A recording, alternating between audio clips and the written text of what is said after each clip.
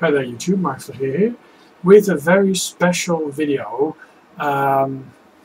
Gary from South Africa, he reached 51 subs. He deserves quite a few more, and so go all subscribe, click over there and just sub.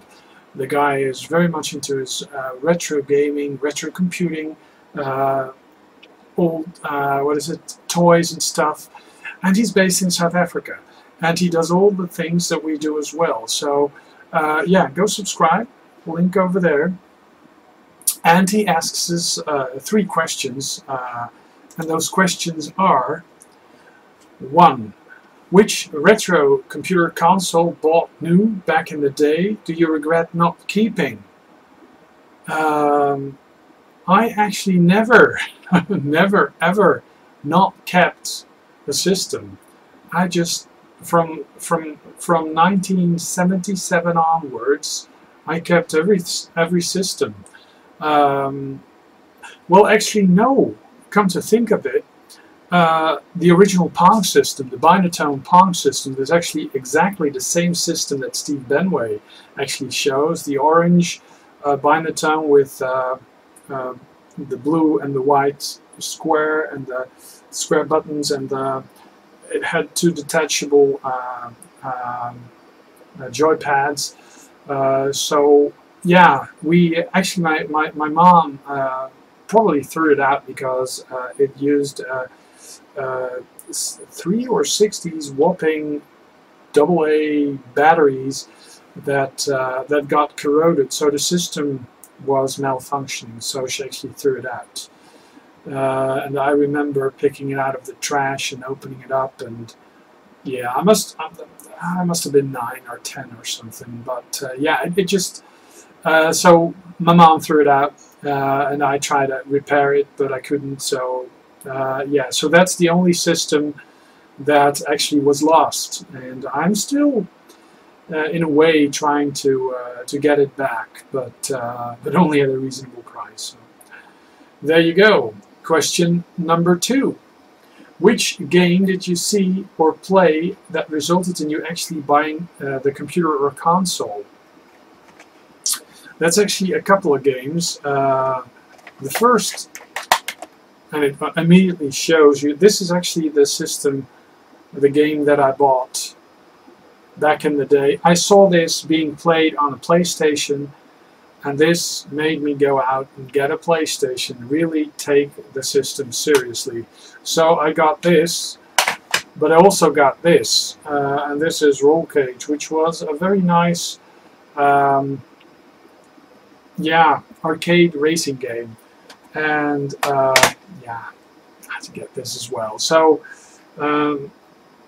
yeah, I think Gran Turismo was from '97, so I got these pretty much very early on, and this came a bit later. I guess this was very close to that other game that I'm totally crazy about, which is this Ridge Racer. Well, that came out in 1990. I believe. This came out 10 years earlier. Yeah, of course.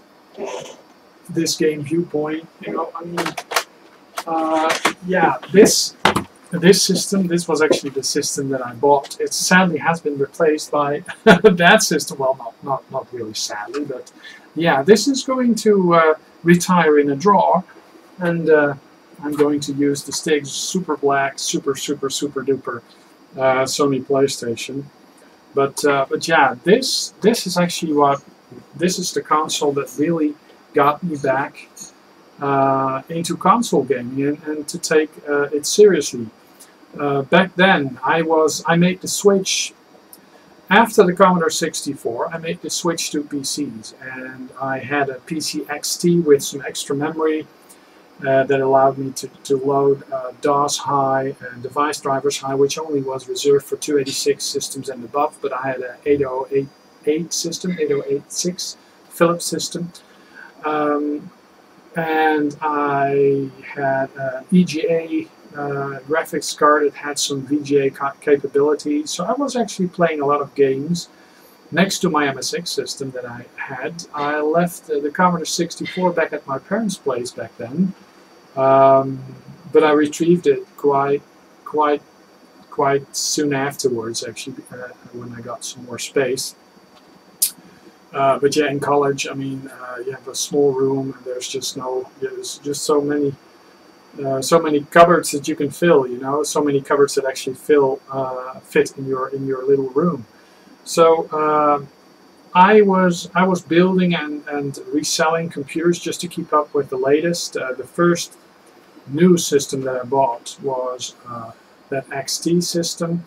I replaced that with a 486 SX25 with a Trident video card, and well, I did some building and upgrading. Upgraded the 486 to DX260. Well, you know, I was building Pentium systems, AMD systems, Cyrix systems, and up to a point where I had where the first 3D graphics cards became available with the Verge, with the Voodoo 1, and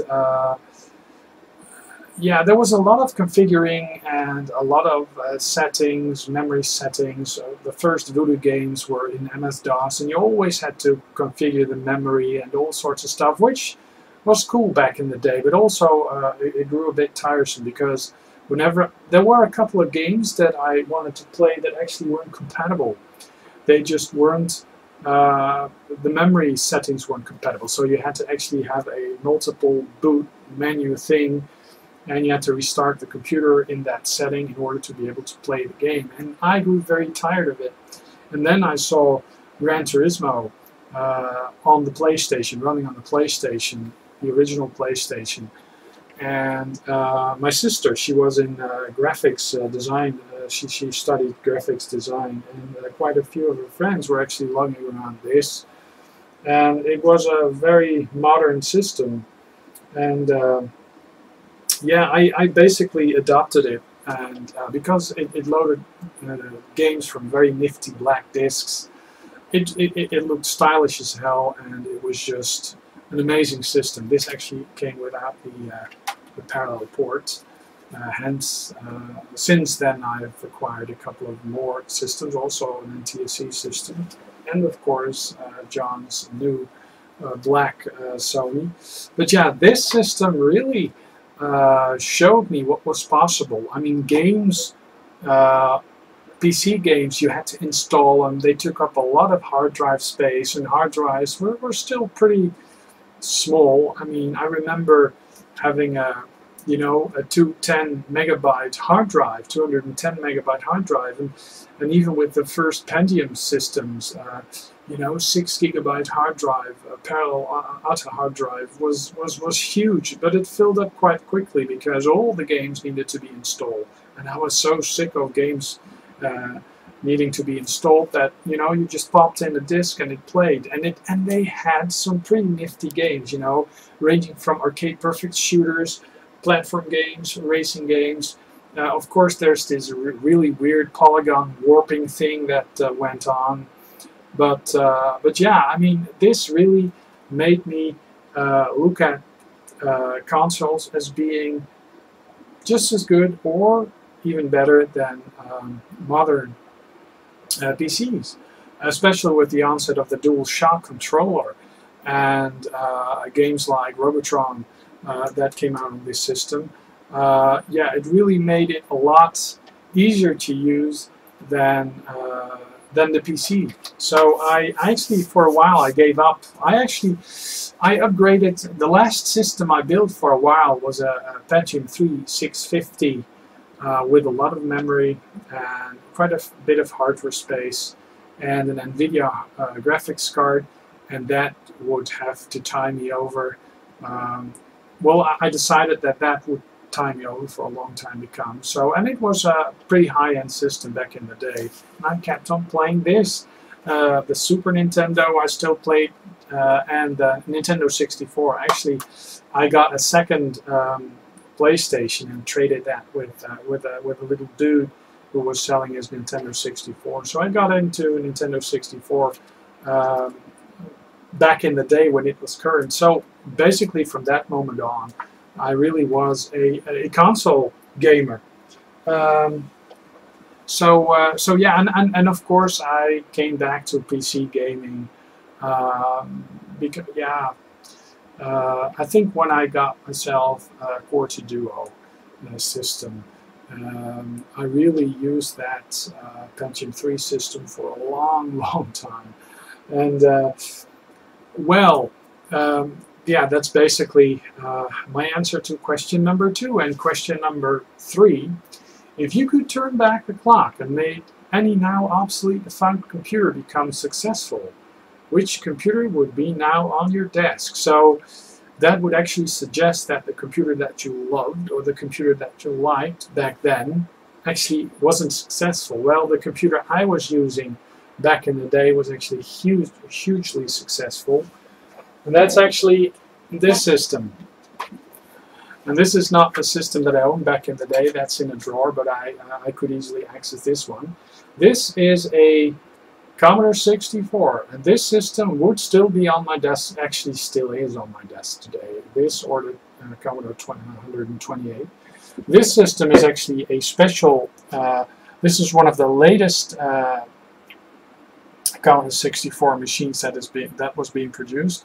And it is not looking like a C64C that a lot of the Brits know, and a lot of the Dutch people know. A lot of the Commodore 64C is considered to be the last model, but this actually is the last model. This was sold by Aldi, which is a grocery food store, wholesale store in Germany and the Netherlands. And this model was actually it has the latest CPU. It has the CPU that you can also find in the Commodore C128.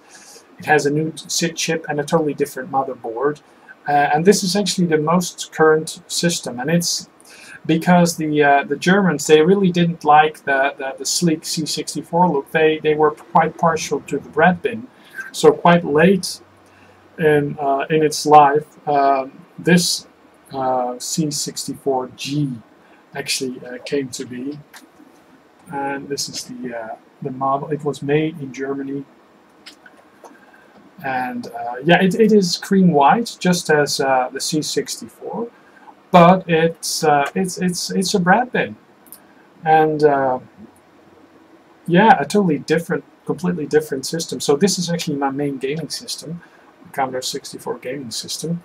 Another computer that I still would like to be very successful, in a way became successful, that was the MSX standard.